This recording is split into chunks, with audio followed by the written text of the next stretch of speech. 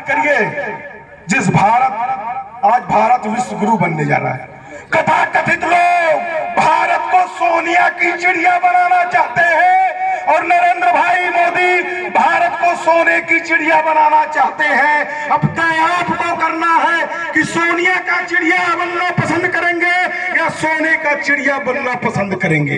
अपने बच्चों को, भविष्य को देखिएगा। मैं लास्ट में अपनी बात को विराम करूंगा, बस इतना ही कह करके जिनको आज राम की बहुत याद आ रही है उनसे मैं पूछना चाहता हूं, जब हमारे बीच के लोग, इसमें से अधिकांश लोग बैठे होंगे, जब राम मंदिर का आंदोलन चल रहा था, मुल्ला मुलायम की सरकार थी, मुल्ला मुलायम ने क्या किया? राम भक्तों पे गोली चलवाया।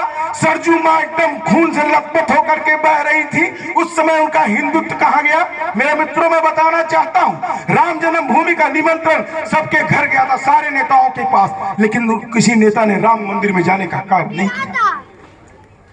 किसी नेता ने राम मंदिर जाने का काम नहीं किया।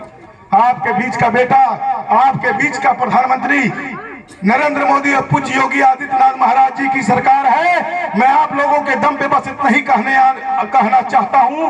दो बात कहूंगा, अगर आपको मेरी बात सही लग रही है तो आप लोग जहां तक आवाज जा रही है दोनों हाथ उठा करके बताइए, उसके बाद मैं बताऊंगा कि आगे और हमारे पार्टी के लोगों को क्या करना है। मेरी आवाज जहां तक जा रही है, अपना दोनों हाथ उठा करके आप समर्थन करिए, फिर मैं बताता हूं। आप लोगों से फिर से निवेदन, अपना दोनों हाथ उठा करके समर्थन करिए, फिर मैं बताता हूं। मित्रों, आपकी इस ऊर्जा को, आपकी उस उमंग को मैं देख करके कह सकता हूं कि रवि किशन यहां ऐतिहासिक मतों से चुनाव जीतेंगे, और जब रवि किशन चुनाव जीतेंगे तो मैं आपके दम पे कहता हूं, हमने अभी राम मंदिर लिया है, हम कृष्ण जन्मभूमि लेंगे, हम ज्ञान व्यापी लेंगे, और जो मुगलों ने हमारे 42,000 मंदिरों को तोड़ा है, उस मंदिर के दुगना मंदिर लेंगे। अब इस देश में वही रहेगा जो हिंदुओं की जय जयकार करेगा, इस देश में वही रहेगा जिसको हिंदुत्व से प्रेम होगा, और नहीं तो भैया पाकिस्तान का, अभी तो क्या, अभी ईश्वर चाहेंगे तो आने वाले समय में कश्मीर भी पूर्णतः 370 निष्प्रभावी हुआ ना। 400 पार हम क्यों कह रहे हैं?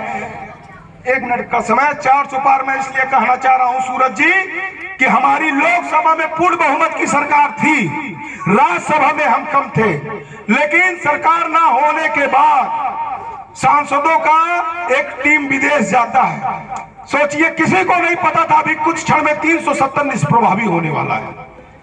माननीय प्रधानमंत्री और अमित शाह जी उन लोगों को, कांग्रेस के, सपा के, बसपा के सांसदों को भेज दिए, आप जाइए और नीदरलैंड में दौड़ा करके आइए कि वहां पानी कैसे। और जब भेजा उसके अगले दिन कोई फ्लाइट नहीं थी। जब राज्यसभा में उनकी संख्या कम हुई तब धारा 370 निष्प्रभावी हुआ। तो मैं, मेरे मित्रों, अपनी वाणी को विराम दूंगा। उत्तर प्रदेश भी आपका सुधर गया है। आज उत्तर प्रदेश में कोई अपराधी यह हिम्मत नहीं कर रहा है कि किसी बहु बेटियों की तरफ बुरी नजर से देखे, किसी के जमीन को कब्जा कर ले, क्योंकि पूज्य महाराज जी ने सीधे कहा है कि अगर आप उत्तर प्रदेश की जनता को परेशान करेंगे, अगर आप उत्तर प्रदेश की बहु बेटियों को परेशान करेंगे, अगर आप गरीबों की जनता को लूटने का काम करेंगे, अगर आप गरीबों के जमीन और मकान को कब्जा करने का काम करेंगे, तो फिर गाड़ी भी पलटेगी और बुलडोजर भी चलेगा। और आज गाड़ी भी पलट रही है, आज बुलडोजर भी चल रहा है। आज हमारा भारत विश्व गुरु बनने जा रहा है। मैं आप सभी तपस्वी जनता जनार्दन के श्री चरणों में प्रणाम करते हुए बस यही मांगने आया हूं कि आने वाले समय में हमारी आने वाले वंशज, हमारी आने वाली पीढ़ियां ये ना कहे कि जिस मोदी जी ने, जिस योगी जी ने भारत को इतिहास के पन्नों में ले जाने का काम किया है, हम जैसे लोगों ने उस भारत को आगे विकसित करने में सहयोग नहीं किया। मेरे मित्रों, मैं बस अपनी वाणी को विराम दूंगा और बस यही इतना कहूंगा, आप सभी लोग भारतीय जनता पार्टी के पक्ष में 2024 नहीं, हिंदुत्व की जय जयकार करना है, हिंदुस्तान की जय जयकार करना है। अगले 2400 साल तक भारतीय जनता पार्टी की सरकार इस देश में जरूरी है, जरूरी है, जरूरी है। बहुत बहुत धन्यवाद।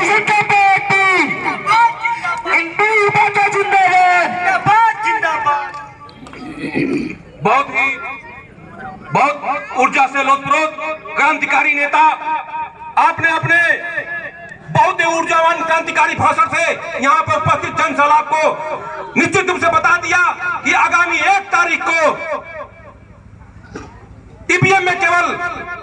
फूल ही दिखाई देगा। और निश्चित रूप से गोरखपुर के जो सीट है ये हमारे रवि किशन जी भारी से भारी मतों से विजयी बनेंगे। अब मैं कार्यक्रम को आगे बढ़ाते हुए क्षेत्रीय संयोजक भारतीय जनता पार्टी विपुल त्रिपाठी जी को सादर आमंत्रित करता हूं, वो आए और बहुत ही कम शब्दों में अपने बातों को रखें। भारतीय जनता पार्टी जिंदाबाद जिंदाबाद। आज इस छुटकी चौराहे की ऐतिहासिक नुक्कड़ सभा की अध्यक्षता कर रहे राप्ती नगर के लोकप्रिय मंडल अध्यक्ष, जिनका सानिध्य सदैव हमको प्राप्त होता है, ऐसे अजय मणि जी का मैं स्वागत व अभिनंदन करता हूं। भारतीय जनता पार्टी के महानगर के अति वरिष्ठ उपाध्यक्ष, जिनके सशक्त नेतृत्व में मैंने राजनीति का ककारा सीखा है, ऐसे दयानंद शर्मा जी, हमारे बड़े भाई, जिनका स्नेह हर विषम परिस्थितियों में हमें जिनका स्नेह और आशीर्वाद मिलता है, राजेश पांडे भैया, मैं आपका भी हार्दिक स्वागत और अभिनंदन करता हूं। इस मंडल के लोकप्रिय मंडल महामंत्री, जिनका नाम ही अंत में सूर्यवंशी है, ऐसे सूर्य के वंशज अमित सिंह सूर्यवंशी का मैं संचालक के रूप में हार्दिक स्वागत और अभिनंदन करता हूं। साथियों, अभी हमारे मित्र कहूं, भाई कहूं या क्या कहूं, जिनके नेतृत्व में मैंने गोरखपुर में राजनीति की शुरुआत की, हमारे भाई मित्र इंद्रमणि उपाध्याय ने राष्ट्रीय मुद्दे पे आप लोगों को बहुत कुछ बताया, लेकिन मैं साथियों आपको लोकल के 2-3 मुद्दे के साथ 5 से 7 मिनट में अपनी वाणी को विराम दूंगा। साथियों, आप याद करिएगा 2014 के पहले जब हमारी सरकार नहीं थी, तो यही आपके बगल में मेडिकल कॉलेज बंद के कागार पे था। पूज्य महाराज जी मेडिकल कॉलेज से गोरख मंडल करे तक पैदल चल के आए थे। आपने देखा था जापानी इंसेफ्लाइटिस से आए दिन मृत्यु होती थी, और यहाँ का पूर्व मुख्यमंत्री सफाई में डांस महोत्सव में लीन रहता था। आपने देखा था हमारी बहन बेटियों के साथ हर चौराहे पर छेड़छाड़ होती थी, और यहाँ का मुखिया कहता था कि बच्चों से बच्चे हैं से गलती हो जाती है। आपने देखा था किस तरह से छोटी छोटी मामलों में गोरखपुर जलता था, और 17 के बाद जब 2 करिश्माई इस देश और प्रदेश की बागडोर को संभालते हैं, नरेंद्र भाई मोदी के भारत के नेतृत्व करते हैं, और 2017 में पूज्य योगी जी उत्तर प्रदेश का नेतृत्व करते हैं। उसके बाद आपने देखा कि किस तरह से राम राज्य की कल्पना जो हर भारतवासी करता था, उसको चरितार्थ होते हुए हम सबों ने अपने आंखों से देखा। साथियों, मैं सिर्फ 2 शब्दों के बाद अपनी वाणी को विराम दूंगा। यह चुनाव पूज्य महाराज जी ही लड़ रहे हैं, रवि किशन जी उनके प्रतिनिधि हैं। प्रतिनिधि किस तरह है, थोड़ा आपको मैं स्मरण में लेना जाना चाहूंगा। जब राम जी वनवास को गए थे, तो भरत भैया उनके पीछे पीछे चले गए थे और कहे थे, महाराज इतने बड़े प्रदेश को मैं कैसे चलाऊंगा, यह सारी प्रजा आपकी है, यह सारे लोग आपके हैं, यह आपको जानते हैं। तो प्रभु श्री राम जी ने उस वचन का सौगंध दिलाते हुए कहा था कि भरत जी आप हमारे खड़ाऊ को लेकर के जाइए और इसको वहां हमारे मठ में रख करके पूजा अर्चना कर करके उस राज्य को चलाइए। उसी तरह से पूज्य महाराज जी के आशीर्वाद को लेकर के रवि किशन शुक्ला जी हम लोगों के बीच घूम रहे हैं।